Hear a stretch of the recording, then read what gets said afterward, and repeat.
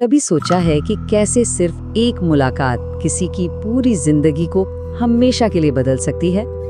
आज हम एक ऐसी ही कहानी पर बात करेंगे। दो ऐसे इंसान जिनकी एक मुलाकात ने ना सिर्फ उनकी अपनी दुनिया बदली बल्कि शायरी और रूहानियत की तारीख का रुख ही मोड़ दिया। ये कहानी है रूमी और शम्स की। बस ये एक जुमला उस पूरी दास्तान का खुलासा है।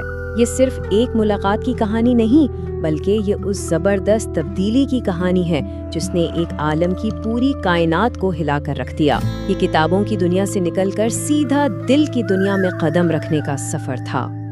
अच्छा, इस तब्दीली को समझने के लिए ये बहुत ज़रूरी है कि हम पहले उस दुनिया को देखें जहाँ मौलाना जलालुद्दीन रहते थे, इससे पहले कि वो रूमी के नाम से जाने गए। आखिर वो थे कौन और उनकी ज़िंदगी कैसी थी? देखिए, मौलाना जलालुद्दीन सिर्फ कोई आम आलिम नहीं थे बल्कि अपने वक्त के सबसे बड़े दानिश्वर माने जाते थे। उनके इल्म का ये मकाम था कि लोग इज्जत से उनके हाथ चूमते थे। वो मंतिक, दलील और किताबी इल्म की दुनिया के आप कह लें बेताज बादशाह थे। और ये तो सिर्फ शुरुआत थी। वो एक मुफ्ती थे, यानी इस्लामी कानून के माहिर, और एक बहुत बड़े उस्ताद भी थे। उनका इल्मी रुतबा इतना बुलंद था कि उनकी महफिल में किसी की हिम्मत नहीं होती थी कि ऊंची आवाज में बात भी कर सके। और फिर उस मुनज़्ज़म और इल्मी दुनिया में एक ऐसा शख्स दाखिल होता है जो हर चीज को तहस नहस करने वाला था। एक ऐसा शख्स जो उस पूरे माहौल से बिल्कुल ही अलग था।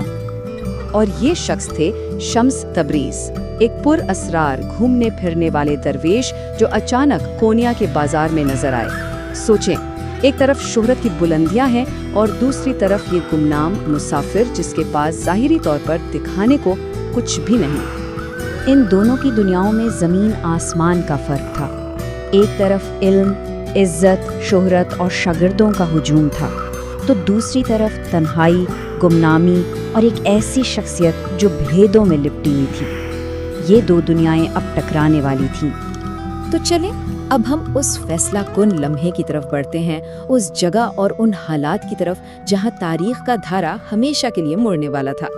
तो मंजर कुछ यूं है कि मौलाना अपने इल्म के समंदर में डूबे हुए हैं, शागिर्दों का हल्का हैं और उनके पास उनकी सबसे कीमती चीज, उनकी किताबें, उनका ढेर लगा हुआ है। और फिर वहाँ शम्स आ पहुँचते हैं। लेकिन ये समझना बहुत ज़रूरी है कि ये किताबें रूमी के लिए क्या माने रखती थी। ये सिर्फ कागज़ और स्याही नहीं थी, नहीं, ये उनकी पूरी ज़िंदगी का हासिल थी। उनकी पहचान, उनका गुरूर, सब कुछ इन्हीं किताबों में था। और फिर वो लम्हा आता है जब एक सादा सा सवाल एक पूरी दुनिया को हिला कर रख देता है। उस मुलाकात का सबसे अहम, सबसे ड्रामेटिक मोमेंट। शम्स ने किताबों के इस ढेर की तरफ इशारा किया और सिर्फ इतना पूछा, ये क्या है? ये सवाल किताबों के बारे में नहीं था, ये तो सीधा रूमी के वजूद पर, उनके इल्म पर और उनकी जिंदगी के मकसद पर एक सवालिया निशान था। और रूमी का रद्द-ए-अमल? अपने इल्म के गुरूर में चोर उन्होंने उस दरवेश को हकारत से देखा। उनके जहन में यही होगा कि भला ये मामूली सा आदमी मेरी जिंदगी भर की मेहनत की कदर क्या जाने। लेकिन उस एक सवाल और जवाब ने वो कर दिखाया जो हजारों किताबें मिलकर भी न कर सकें। उसी लम्हे एक ऐसी गहरी तब्दीली का आगाज हुआ जिसका किसी ने तसव्वुर भी नहीं किया था। याद रखिए, ये वाकया सिर्फ एक जाती तब्दीली नहीं था, इसे तसव्वुफ की पूरी तारीख का सबसे बड़ा और सबसे ड्रामेटिक मोड़ समझा जाता है। एक आलिम का दलील की दुनिया से निकलकर दिल की दुनिया में दाखिल होने का लम्हा। बस उस एक मुलाकात के बाद मौलाना जलालुद्दीन के लिए इल्म की एक बिल्कुल नई दुनिया रोशन हो गई। मंतिक और दलील की जगह इश्क और विजदान ने ले ली और इसी लम्हे से एक आलिम के एक अजीम सूफी शायर रूमी बनने का सफ़र शुरू हुआ। तो आखिर में रूमी और शम्स की ये कहानी एक सवाल छोड़ जाती है, क्या वाकई एक मुलाकात, एक लम्हा किसी इंसान की पूरी दुनिया को बदलने की ताकत रखता?